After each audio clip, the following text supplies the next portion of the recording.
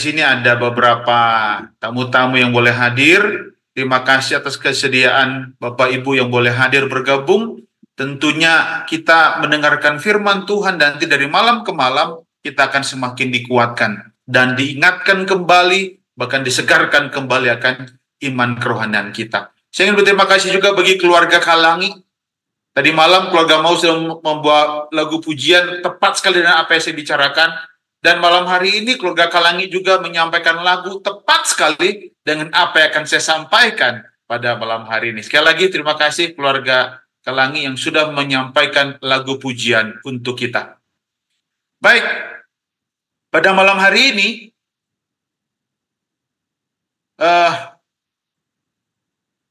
sekali lagi tema kita adalah menuju kehidupan yang lebih baik. Dan pembahasan kita pada malam hari ini berjudul Ketahui Kemana Tujuan Anda. Bapak Ibu Saudara sekalian, kasih oleh Tuhan, kemarin malam pada hari yang pertama kita sudah melihat bahwa ada buku pedoman yang membuat hidup kita lebih baik, yaitu Alkitab. Alkitab ini berisi tentang firman Tuhan atau logos. Firman Tuhan ini bukan hanya sekedar tulisan, ya, atau buku biasa, tetapi Alkitab ini merupakan nafas Tuhan yang akan memberikan kita kekuatan. Itu sebabnya hidup kita akan menjadi lebih baik dengan Tuhan.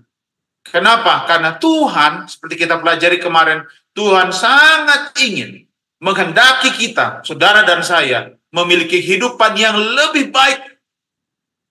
Setiap saat, setiap waktu, mari kita renungkan firman Tuhan ini. Nah, seperti yang saya sampaikan kemarin, kita akan banyak belajar rahasia Alkitab menuju kepada kehidupan yang lebih baik ala Raja Salomo. Raja Salomo adalah orang yang paling berhikmat yang pernah hidup. Karena ada banyak nasihat Raja Salomo tentang uang, tentang pernikahan, tugas orang tua, dan setiap bidang kehidupan lainnya untuk menggapai hidup yang lebih baik. Nah, sekarang mari kita lihat nasihat Raja Salomo sesuai dengan judul KKR kita malam hari ini tentang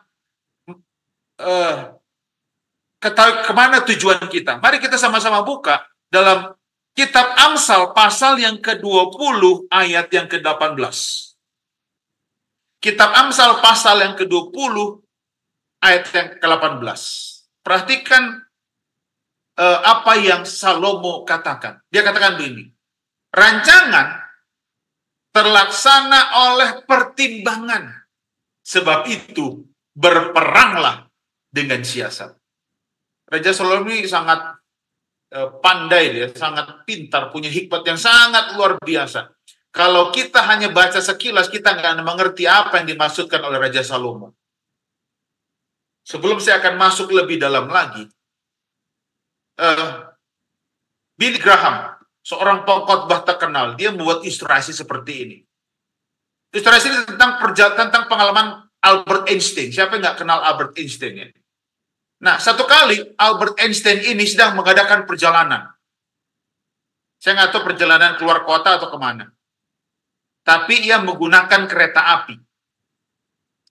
Nah, seperti biasa, kalau kita naik kereta api, maka kondektur akan berjalan, lalu akan mengecek setiap tiket-tiket atau karcis yang kita sudah beli untuk diberi tanda. Membuktikan bahwa kita bukan penumpang ilegal. Nah, sudah tahu sementara kondektur ini sedang berjalan di sepanjang lorong gerbong, rupanya Albert Einstein ini melihat. Lalu dia udah mulai coba-coba merogoh kantongnya. Dia raba-raba, mana karcis saya? Dia buka sini. Tapi dia nggak ketemu. Dia semakin panik, dia cari-cari. Dalam semua saku mantelnya dia cari. Dia balik, dia bolak-balik saku celana. Tapi dia nggak kunjung-kunjung dapat. Dia bilang, di mana karcis ini? Saya nggak tahu, kalau orang pintar kadang-kadang suka lupa naruh di mana karcisnya. Tapi menarik. Akhirnya si konduktor ini berkata, karena dia sudah lihat dan dia kenal Albert Einstein, dia bilang, jangan khawatir Mr. Einstein, katanya bilang. Kami semua mengenal Anda. lupakan saja karcis itu. Forget it, katanya. Nggak apa-apa. Anda tetap duduk saja di sini. Kami kenal kok. Lalu sekitar 20 menit kemudian berlalu, ketika kondektur ini kembali lagi lewat lorong gerbong, di sini dilihat, loh, kok ini Albert Einstein ini kok seperti merangkak-merangkak, lihat di kolong-kolong tempat duduk, sambil mencari-cari di mana karcis yang hilang itu. Dia bilang, oh, di mana gak ketemu-ketemu. Tapi kondekturnya makin bingung, kenapa masih dicari-cari? Kan saya udah bilang gak usah. Lalu kondektur ini sekali lagi dia berusaha untuk meyakinkan Esther, berkata katanya, tadi kan saya bilang kepada Mr. Einstein, gak usah khawatir tentang tiket yang hilang itu. Kami percaya kepada Anda bahwa Anda sudah membelinya. Dan itu sudah cukup bagi kami. Tapi tiba-tiba Einstein mengadah kepada kondektur itu. Hai anak muda, ini bukan masalah kepercayaan, melainkan tujuan. Saya perlu menemukan karcis itu karena saya lupa kemana saya akan pergi. Bapak Ibu, ini mungkin kisah yang disampaikan oleh Rick Warren ini, membuat kita seperti tergelik ya. Karena memang Einstein harus cari karcis itu, karena kalau dia nggak dapat, berarti dia nggak tahu mau turun di mana. Seringkali ilustrasi ini mengingatkan kita, kemanakah sebenarnya arah dan tujuan hidup kita. Kalau saya mau tanya secara pribadi-pribadi, kemana tujuan hidup? Mungkin dari 20 tahun dari sekarang, apakah yang menjadi tujuan hidup Anda? Kalau kita bercita-cita supaya banyak uang, berapa banyak uang akan kita miliki? Lalu kalau kita cari, saya mau cari pekerjaan yang baik, lalu pekerjaan apa yang akan Anda miliki? Bagi yang belum menikah, saya mau nanti mau berkeluarga dan segala macam. Bagaimana dengan keluarga, pasangan hidup, dan anak-anak Anda nantinya? Di mana kita akan tinggal? Lalu yang paling penting, bagaimana keadaan kerohanian kita? Sudahkah kita memikirkan kemana arah tujuan hidup kita? Bapak Ibu, mungkin kita sering bermimpi. Mungkin kita sering bermimpi. Ada dua tokoh yang dia mengatakan bahwa jangan pernah meremehkan kuasa mimpi atau impian. Terutama namanya Woodrow Wilson. Woodrow Wilson ini adalah seorang presiden Amerika Serikat yang ke-28. Woodrow Wilson ini seorang yang biasa dia. Dia adalah keturunan Skotlandia, Irlandia. Lalu dia berimigrasi ke Amerika Serikat. Lo tahu dia seorang yang sangat gigih dan memiliki sebuah mimpi menjadi seorang pemimpin di dunia. Dan semua hal dia tempuh supaya menggapai mimpinya. Dan sudah tahu akhirnya dia menggapai mimpinya menjadi seorang presiden Amerika Serikat yang ke-28. Dan dialah satu-satunya presiden Amerika Serikat yang punya gelar doktor. Rupanya pintar dia. Apa dia bilang? Dia bilang gini, kita bertumbuh dengan impian besar. Semua keberhasilan besar adalah dari pemimpi-pemimpi besar. Ini nggak apa-apa bermimpi. Asalkan bermimpi, tapi kita nggak mau kerja. Itu namanya malas. Lalu Robert Jeffries. Robert Jeffries ini adalah seorang pendeta. Dia seorang penulis. Lalu dia seorang pembawa acara radio dan televangelis ya, yang selalu disiarkan lewat televisi di Amerika Southern Baptist. Dan dia adalah seorang pendeta senior yang membuat gereja baptis pertama yang tadinya beranggotakan hanya sedikit, tapi sampai besar beranggotakan hampir 14.000 orang. Dan gerejanya gereja yang sangat besar. Dan gerejanya ketika dibentuk dimulai dari mimpi. Apa dia bilang? Sebuah impian tanpa rencana hanyalah sebuah harapan. Bapak Ibu, merupakan satu kerugian kalau kita tidak punya rencana. Kenapa? Karena tanpa sebuah rencana, kita cenderung hanyut menjauhi impian-impian kita. Maka kita gak akan sampai pada tujuan yang kita inginkan dalam hidup ini. Itu sebabnya tanpa rencana, kita akan cenderung hanyut. Maka kita tidak akan gapai. Sudah tahu Raja Salomo? Dia punya sasaran yang jelas dalam membangun Ka'bah. Kita tahu bahwa Raja Salomo ini membangun Ka'bah atau bait suci yang sangat termegah, termewah. Semua mata tertuju kepada bangunan bait suci Salomo. Sudah tahu, sebelum dia bangun Ka'bah ini yang dia buat, Bapak Ibu. Ia mengumpulkan persediaan yang ia perlukan.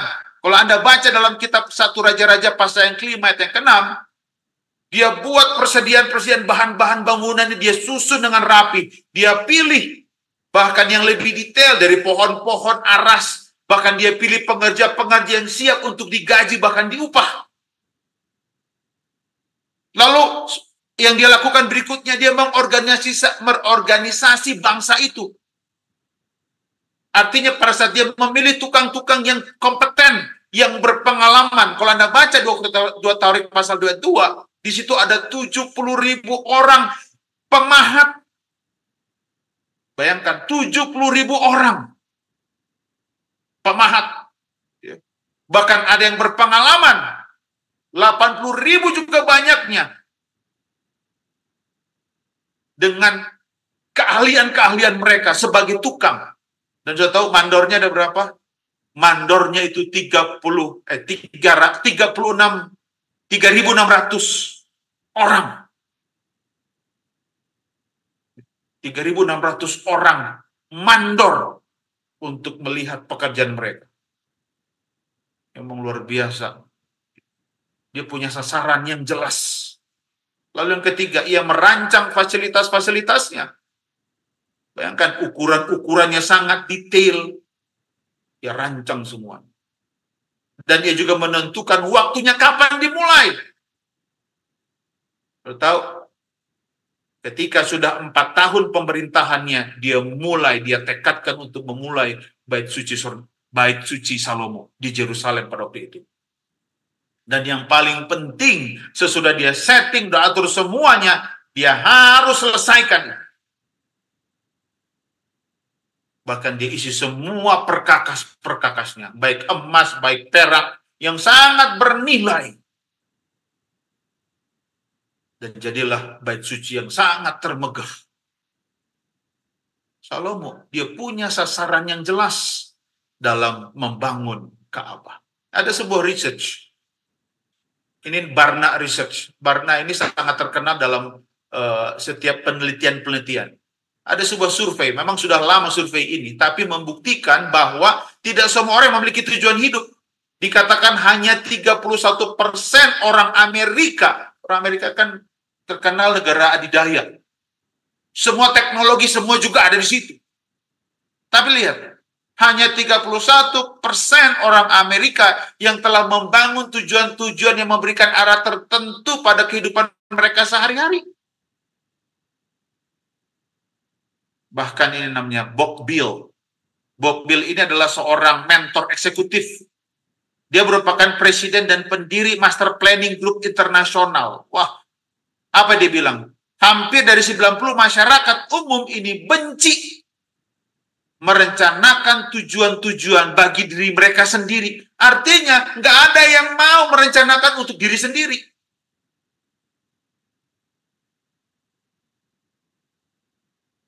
Malam hari ini, tentunya kita harus memiliki tujuan yang sangat jelas.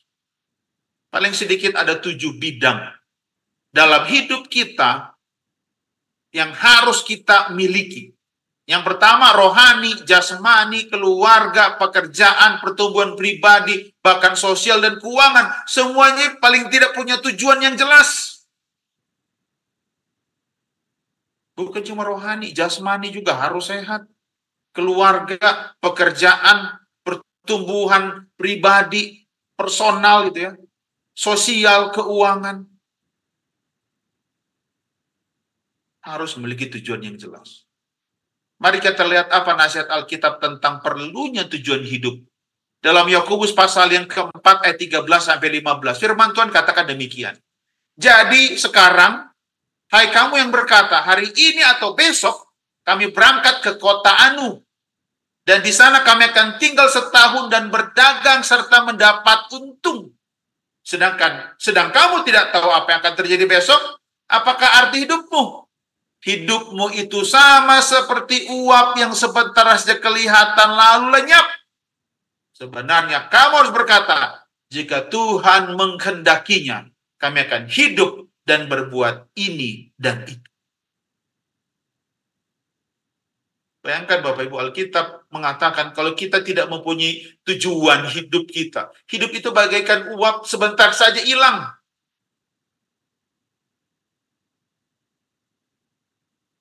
Rick Warren adalah seorang pendeta ya, pendeta di Saddleback Church.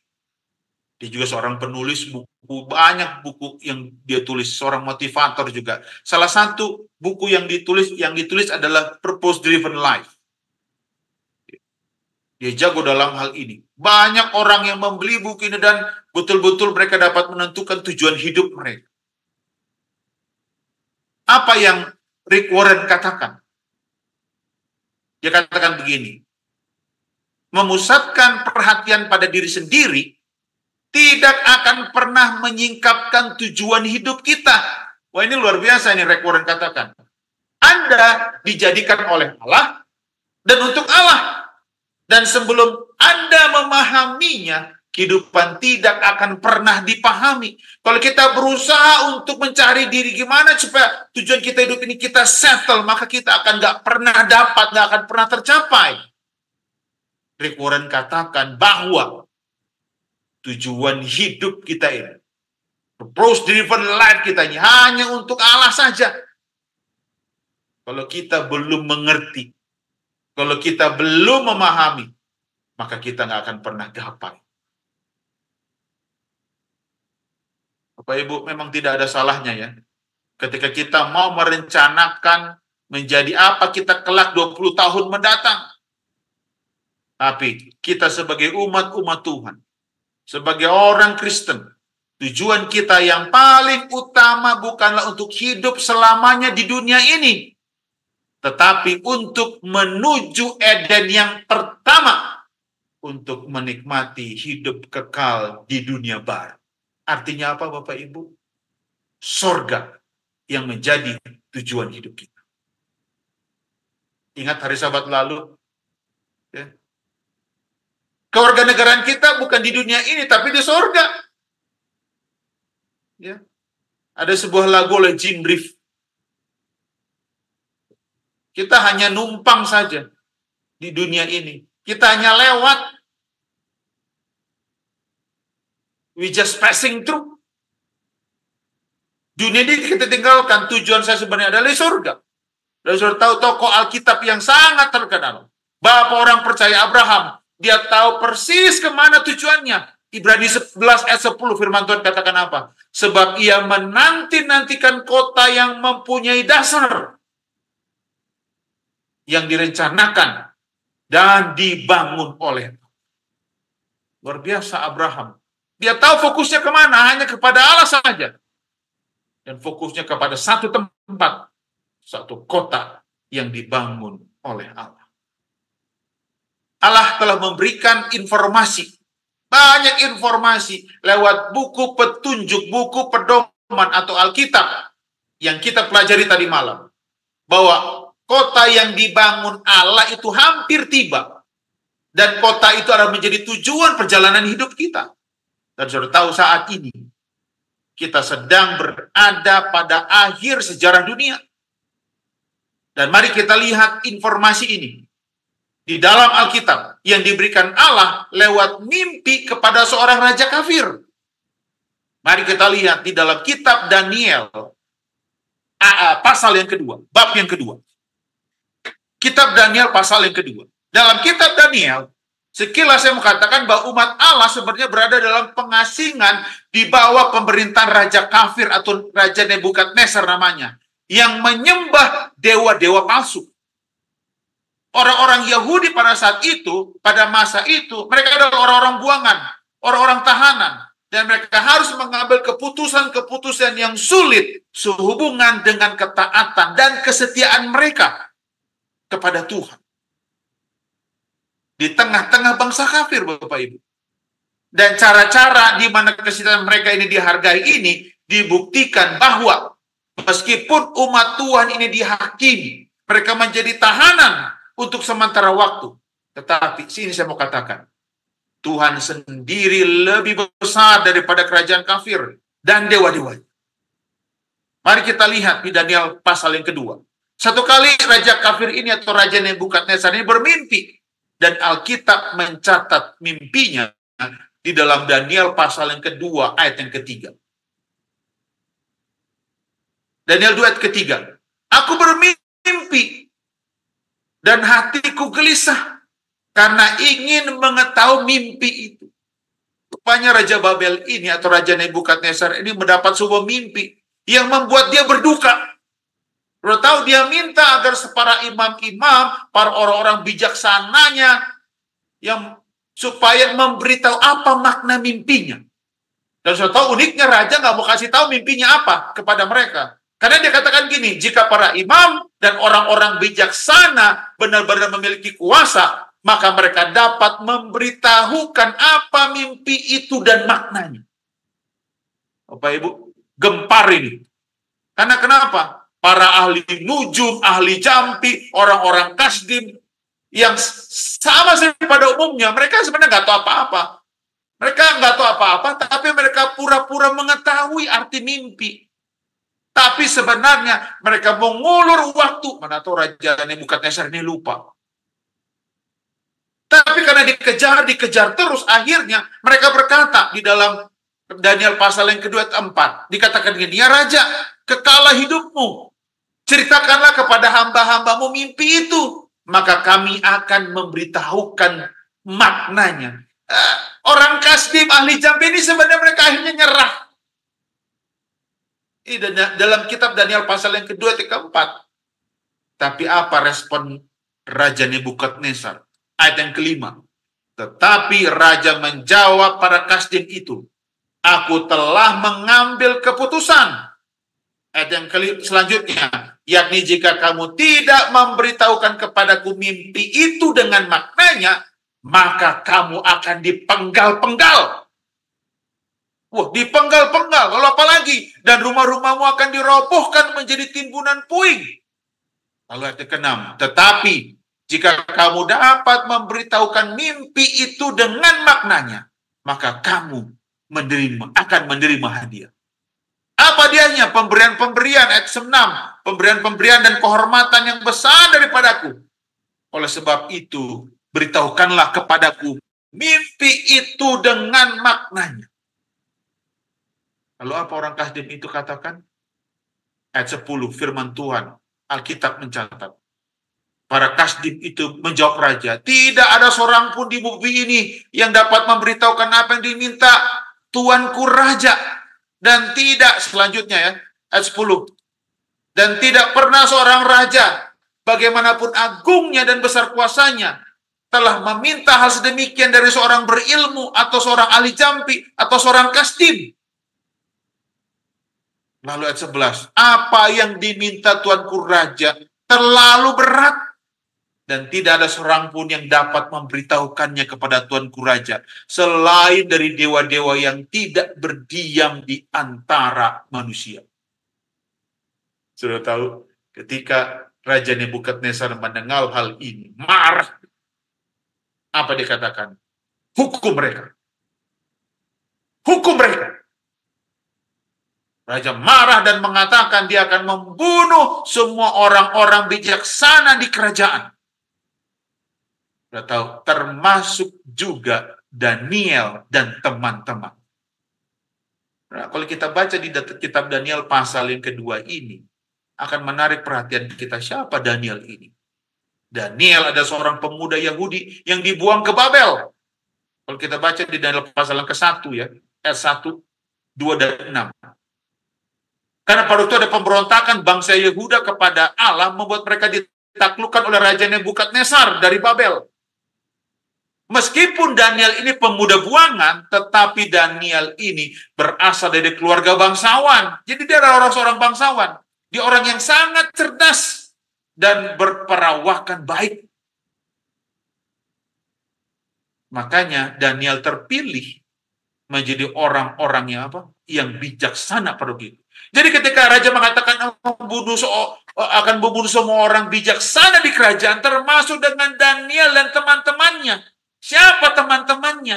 Kita tahu teman-temannya kalau kita lihat di kitab Daniel pasal yang kedua, yaitu Sadrak, Mesak, dan Abednego. Sama, Sadrak, Mesak, dan Abednego itu juga merupakan anak-anak muda yang dididik agar mereka bekerja di istana.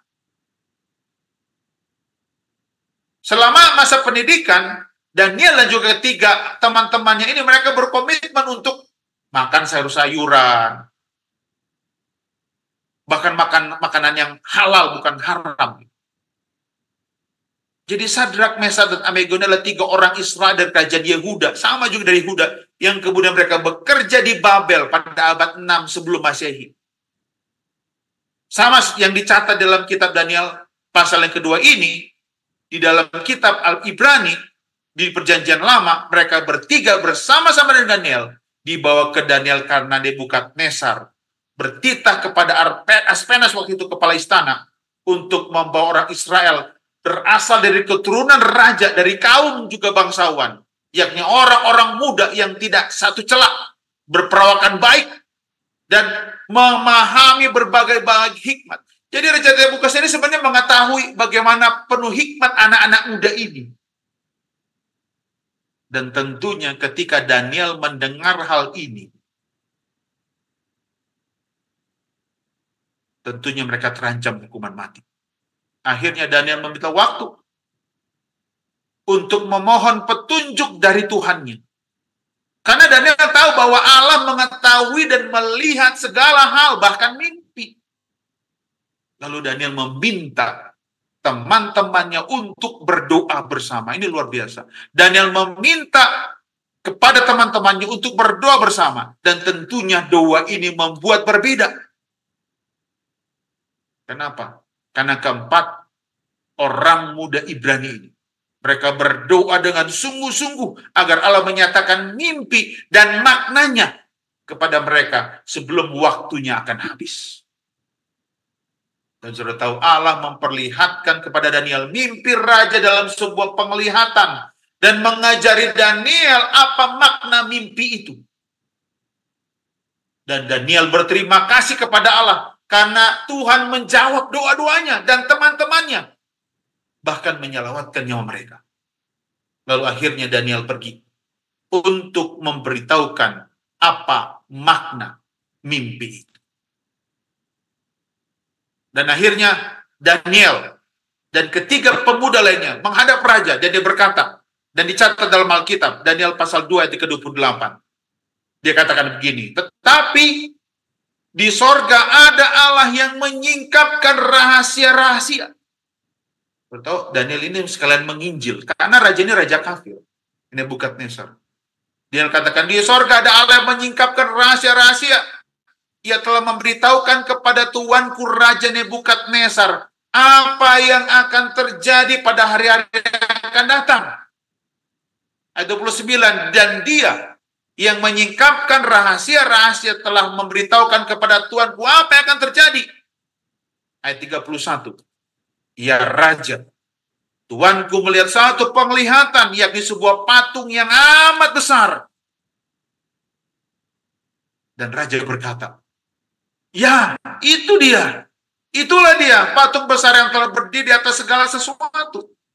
Dia sudah tahu, Daniel menerangkan mimpi raja itu dengan sangat-sangat jelas dan sangat mendetail. Sehingga Raja Nebukadnezar yakin benar bahwa itulah mimpi yang ia lihat.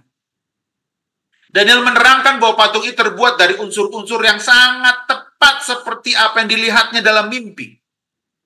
Daniel berkata begini, kepalanya dari emas tua, dan dada dan lengannya terbuat dari perak, walaupun kurang berkilau. Perut dan pinggangnya dari tembaga. Pahanya terbuat dari besi. Kaki sebagian terbuat dari besi, dan sebagian terbuat dari tanah liat.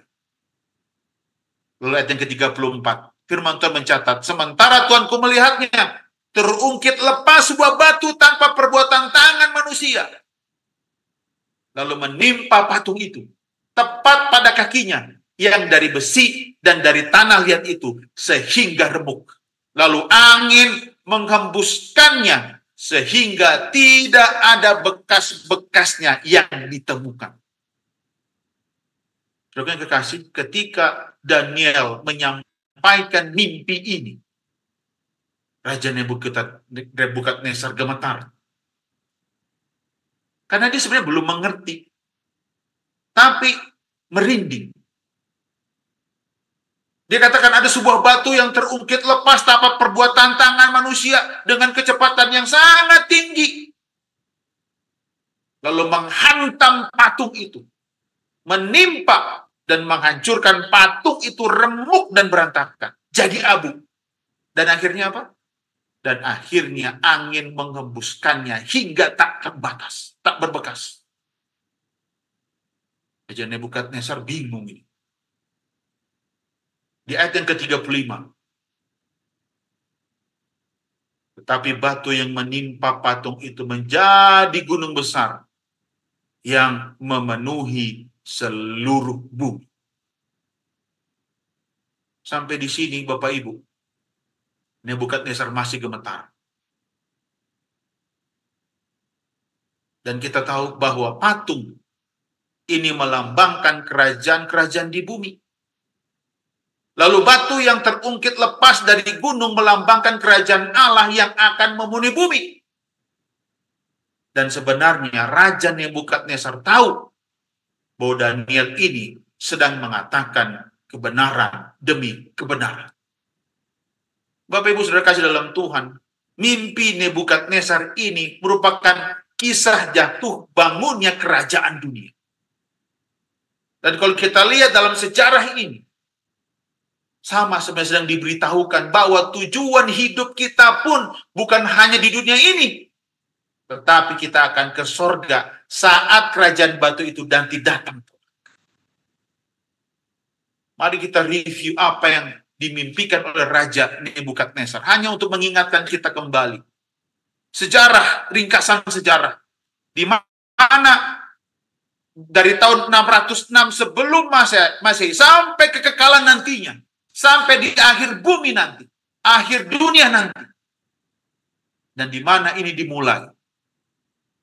Apa yang dimimpikan oleh Raja Nebukadnezar dan diartikan oleh Daniel sendiri ketika diberi petunjuk kepada Tuhan. Sekali lagi patung melambangkan kerajaan-kerajaan di bumi. Babylon, itu kepala dari emas tua, Persia, dada dan lengan dari perak. Lalu perut dan pinggang dari tembaga ini kerajaan Greka. Lalu paha dari besi ini Roma. Lalu kaki dari besi dan tanah liat ini merupakan kerajaan Eropa yang terbagi-bagi. Dan Raja Nebukadnezar melihat dalam mimpinya. Dan 6 abad sebelum kelahiran Yesus, mimpi ini. Tapi kita lihat bagaimana Allah menyingkapkan masa depan kepada Raja Nebukadnezar. Dan masa-masa kerajaan Babylon atau Raja Nebukadnezar itu nanti akan berakhir. Sesudah Babylon Persia, sudah Persia Greka, sudah Greka Roma, dan kerajaan Roma yang bertahun-tahun lamanya mereka mendirikan kerajaan akan hancur dan muncul kerajaan Eropa yang terbagi-bagi. Mari kita lihat. Saya lebih fokus kepada kerajaan Roma. Roma sebenarnya terbagi atas beberapa kerajaan. Ada Anglo-Saxon, Franks, Burgundis, Alamani, Lombards, Ostrogoth, Visigoth, Heruli, dan Vandals. Ini kerajaan Eropa yang terbagi-bagi.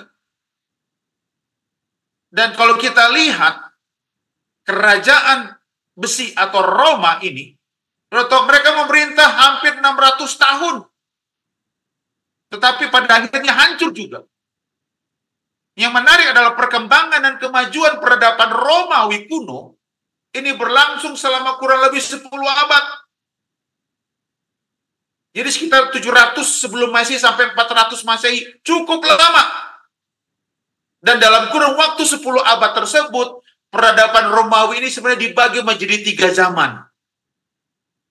Zaman kerajaan Romawi, zaman Republik Romawi, dan zaman kekaisaran Romawi. Dan inilah pada zaman Yesus, kerajaan Romawi. Dan kerajaan Romawi ini mencapai masa keemasan dan tumbuh menjadi kekaisaran terbesar di dunia kala itu. Bahkan populasinya itu hampir 20% dari total populasi dunia dengan wilayah seluas 5 juta persegi.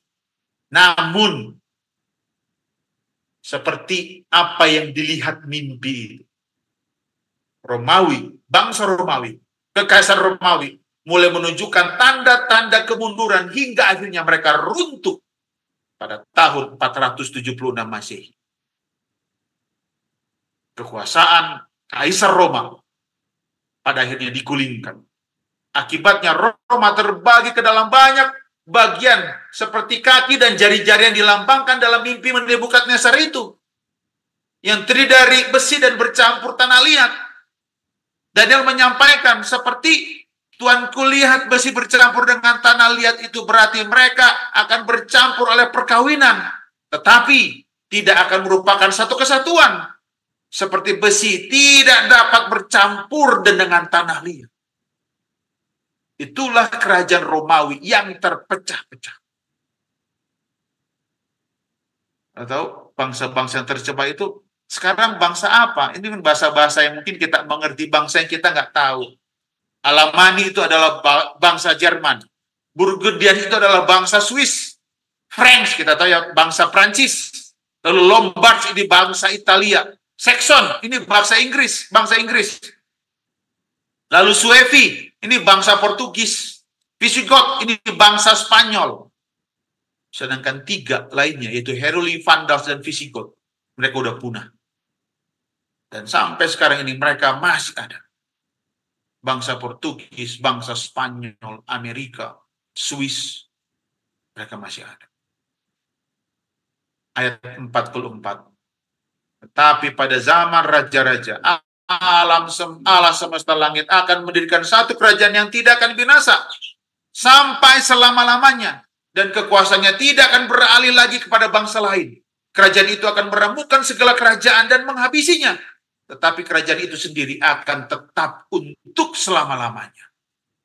Lalu kata Daniel kepada Raja Nebukadnezar, tepat sekali seperti Tuhan kulihat, bahwa tanpa perbuatan tangan manusia, sebuah batu terungkit lepas dari gunung dan meremukkan besi, tembaga, dan perak, dan emas itu. Karena Allah yang Maha Besar telah memberitahukan kepada Tuanku Raja, apa yang akan terjadi di kemudian hari. Mimpi itu adalah benar dan maknanya dapat dipercayai. Dan ini yang disampaikan oleh Daniel kepada Raja Nebukadnezar. Bahwa mimpi itulah benar dan maknanya dapat dipercayai. Kalau tahu apakah kerajaan itu? Kerajaan itu adalah kerajaan Allah. Jadi peristiwa besar setelah naik turunnya bangsa-bangsa di dunia ialah berdirinya kerajaan Kristus yang diawali oleh kedatangannya yang kedua kali. Wahyu 11 ayat 15 firman Tuhan berkata, pemerintahan atas dunia ini dipegang oleh Tuhan kita.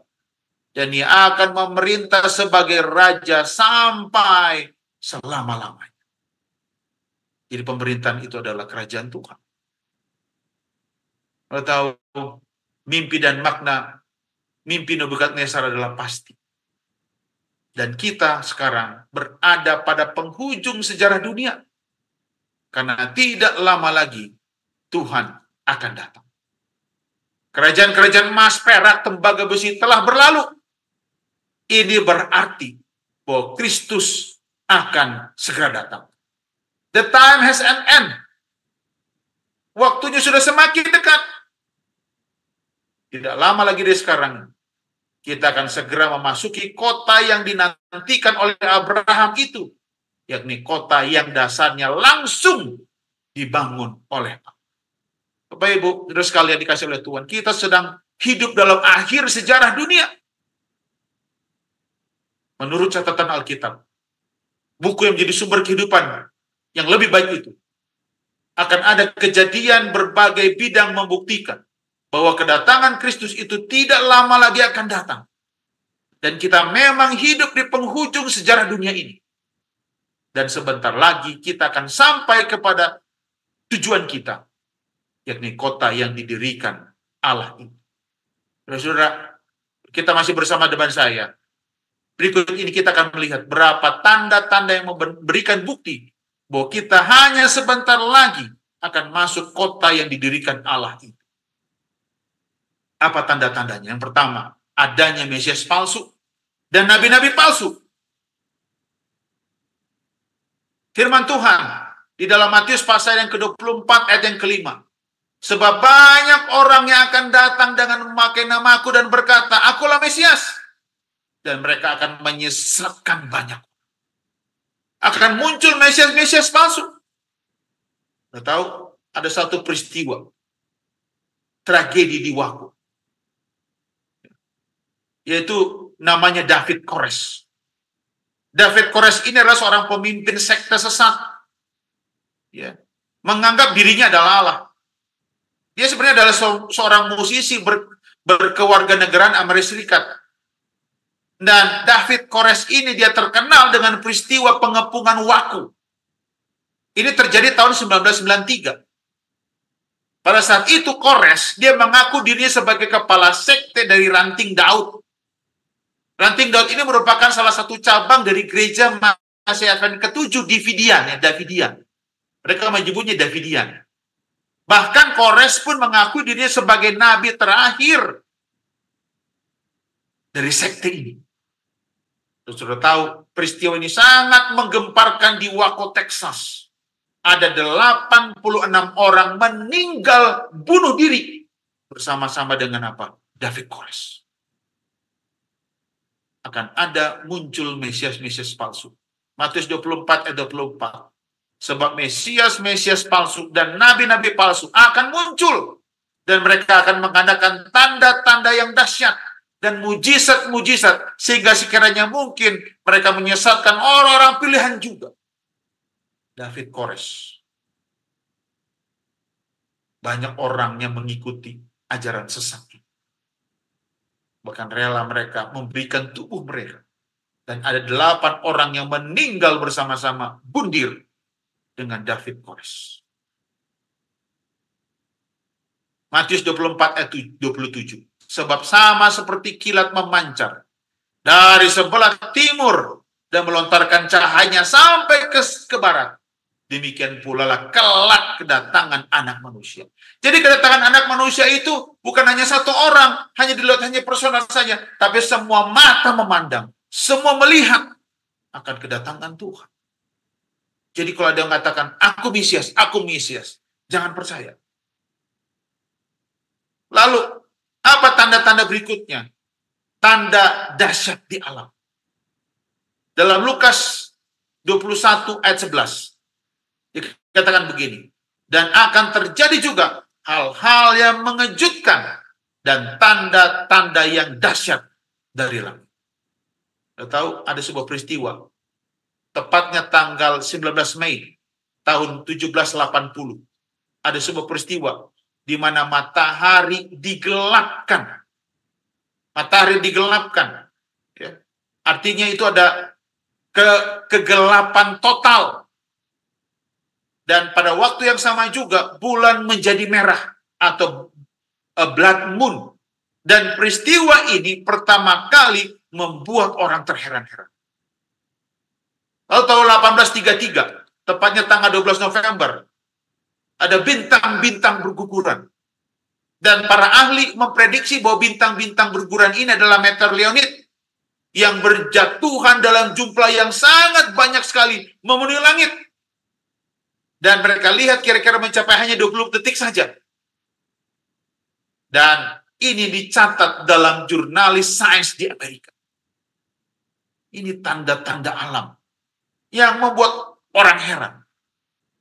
Lalu kita ingat ya tahun 2004. Tsunami yang melanda. Kita sudah lihat video-videonya. Bagaimana tsunami ini memakan banyak korban. Orang-orang berlarian. Mengerikan situasi dan kondisi pada saat ini. Ini foto-foto saya ambil dari Google, terjadi di Jepang. Di Jepang sangat sering terjadi tsunami. Sangat sering terjadi tsunami.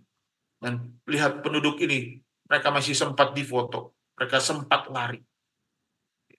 Lalu biasanya tanda-tanda tsunami ini air ditarik seperti ke dalam ya. Nanti kering di situ. Saya teringat waktu di Aceh, saya lagi di Medan waktu itu. Waktu itu di Aceh itu katanya lautan itu kok kering sekali. Mereka ambil ikan katanya. Mereka pungut ikan. Mereka nggak sadar ternyata ada gelombang besar dan menghanyutkan mereka. Lalu apalagi tanda-tanda berikutnya. Matius 24 ayat 7. Akan ada bala kelaparan. Ada 10.000 orang per hari. Bahkan 3, miliar per tahun mati karena kelaparan. Kelaparan yang sangat melanda di berbagai negara. Lalu apalagi tanda-tanya. Lukas 21:11 akan ada penyakit sampar. Atau penyakit sampar itu apa? Ini baru terjadi tahun 2020. COVID-19. Kita melihat dengan mata kepala sendiri. Di seluruh dunia termasuk di Indonesia. Ada 109 juta kasus kematian ya. Yang sembuh hanya sedikit. Tapi yang meninggal dunia 2,39 juta. Di Indonesia ditemukan hanya 1,21 juta kasus, sembuhnya juga 1,02 juta. Tapi yang meninggal ini dia 32.936 meninggal dunia. Mungkin ada di antara kita keluarga-keluarga yang sudah meninggal karena COVID, penyakit sampar. Apalagi Matius 24 ayat 7. Dan gempa bumi di berbagai tempat. Wah ini earthquake. Ada 35 earthquake. Gempa per hari. Jadi artinya kalau digolongkan ada 12.000 sampai 14.000 per tahun. Ini tanda-tanda dunia. Lalu apalagi? Perang dan isu perang. Matius 24 ayat 6, firman Tuhan sudah katakan lebih dahulu, kamu akan mendengar deru perang atau kabar-kabar tentang perang. Ini kita tahu peristiwa Gedung Kembar WTC. Ya, lalu bahkan sampai George W. Bush waktu itu, dia berpidato, dia katakan gini, kita baru saja menyaksikan perang pertama abad ke-21, sekarang perang sudah dan telah dinyatakan, dan kami akan memimpin dunia menuju kemenangan demi kemenangan. Ini George Bush waktu itu ya, yang mengatakan demikian. Dia katakan sudah darurat perang. Luar biasa, terjadi perang di seluruh dunia. Lalu perang antar suku dan bangsa. Matius 24 ayat 7. Sebab bangsa akan bangkit melawan bangsa. Dan kerajaan melawan kerajaan. Saudara, saya dapat foto-foto ini. Tapi secara cepat saya akan perlihatkan. Karena gambar-gambar ini mengerikan. Kalau Anda tidak kuat, tidak usah melihat. Ini korban di Poso. Di Indonesia, ada 3 siswi Kristen. Dipenggal kepalanya. Dan lainnya terluka parah. Ini terjadi di Pulau Sulawesi, wilayah yang memiliki sejarah panjang kekerasan. Gadis-gadis tersebut sedang berjalan di sekolah lewat perkebunan coklat di dekat kota Poso, di Sulawesi Tengah ya. Mereka diserang pada hari Sabtu pagi. 3 orang tewas. Dan polisi mengatakan ada kepala-kepala yang dipenggal. Dan itu ditemukan agak jauh dari mayat. Ini saya percepat Bapak Ibu. Lalu ini perang suku di Sulawesi Tengah, Poso ya. 2001, 2002. Saya percepat saja. Ini mengerikan. Perang antar suku dan bangsa. Lalu pencemaran lingkungan. Yesaya 51 ayat 6, firman Tuhan sudah katakan, bumi memburuk seperti pakaian yang sudah usang, dan penduduknya akan mati seperti nyamuk. Wah, ini dia. Banyak terjadi. Bahkan, kalau Alkitab bahasa hari-hari, bahasa sehari-hari ya, Wahyu 11 ayat 8. Inilah waktunya untuk menghancurkan orang-orang, menghancurkan bumi. Dan inilah yang terjadi, alam, kebakaran, lalu tanda-tanda berikutnya, damai yang semu. 1 Tesalonika 5 ayat 3. Apabila mereka mengatakan semuanya damai dan aman, maka tiba-tiba mereka ditimpa oleh kebinasan. Seperti seorang perempuan yang hamil ditimpa oleh sakit bersalin. Mereka pasti tidak akan luput. Terjadi di dunia. Inilah tanda-tanda. Lalu krisis keuangan di dunia. Ini krisis. Hampir semua saham jatuh pada hari pembukaan sesi pertama ya. Pada tahun 2001, walaupun ini sudah lama. Tapi apa firman Tuhan katakan dalam Yakobus 5 ayat 1-3? Jadi sekarang, hai kamu orang-orang kaya, menangislah dan merataplah atas sengsara yang akan menimpa kamu. Kekayaanmu sudah busuk dan pakaianmu sudah dimakan hangat. Emas dan perakmu sudah berkarat, dan karatnya akan menjadi kesaksian terhadap kamu, dan akan memakan dagingmu seperti api. Kamu telah mengumpulkan harta pada hari-hari terakhir. Luar biasa. Tidak ada gunanya. Yakobus 5 ayat 4, firman Tuhan mengatakan juga, sesungguhnya telah terdengar teriakan besar karena upaya yang kamu tahan dari buruh yang telah menuai hasil ladangmu, dan telah sampai ke telinga Tuhan semesta alam, keluhan mereka yang menyambit panen. Sudah ada tanda-tanda. Bahkan dalam dunia intelek, Daniel 12 ayat 4, dan pengetahuan akan bertambah-tambah. Wah, luar biasa. Internet sekarang, luar biasa. Dan nyangkutnya kepada moral problem. 2 Timotius 3 ayat 1-5. Cinta diri, hamba uang, membual, sombong, pemfitnah, durhaka kepada orang tua, nggak tahu berterima kasih, tak peduli dengan agama, tak mengasihi, tak mau berdamai, menjelekkan orang, tak bertarak, garang, tak suka yang baik, suka mengkhianat, tak berpikir panjang, berlagak tahu, menuruti nafsu daripada menuruti Allah, dan ibadah secara lahiriah, tapi memungkiri kekuatan. Sudah semakin luar biasa mengerikan. Di Cina ini. Di Jepang. Bayi menjadi menu makanan di restoran. Ini mengerikan. Matius 24 ayat 37. Sebab sebagaimana halnya pada zaman Nuh, demikian pula kelak pada kedatangan anak manusia. Bapak Ibu, kalau kita melihat tanda-tanda ini, semakin dekat kedatangan. Mari kita periksa diri kita. Dalam skala mana? 1-10. Sudah di mana sampai di mana tujuan Anda? Dalam rohani, skala 1-10. Jasmani, keluarga, pekerjaan, pertumbuhan pribadi, sosial, bahkan keuangan. Sudah di skala mana kita? 1-3 kah? Sampai 5 kah? Sampai 7 kah? Atau sampai 10? Hanya kita dan Tuhan yang tahu sampai di mana tujuan kita. Matius 25:34 firman Tuhan katakan, mari, hai kamu yang diberkati oleh Bapakku, terimalah kerajaan yang telah disediakan bagimu. Apakah saudara benar-benar telah siap sedia menantikan untuk memasuki kota? Apakah kita menantikan kedatangan yang merupakan tujuan hidup kita? Sudahkah masing-masing kita menyerahkan hati kita kepada Bapak Ibu, saudara-saudara sekalian, ingatlah, tidak akan lama lagi kita akan memasuki kerajaan yang dibangun Allah, yakni surga. Itulah yang menjadi tujuan hidup kita. Apakah kita siap untuk masuk ke surga? Kalau kita siap masuk ke surga, Persiapkan diri kita dari sekarang.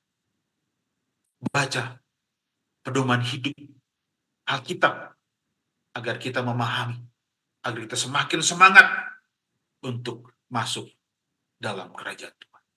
Kiranya Tuhan memberkati kita malam hari ini, dan biarlah firman ini boleh menguatkan kita.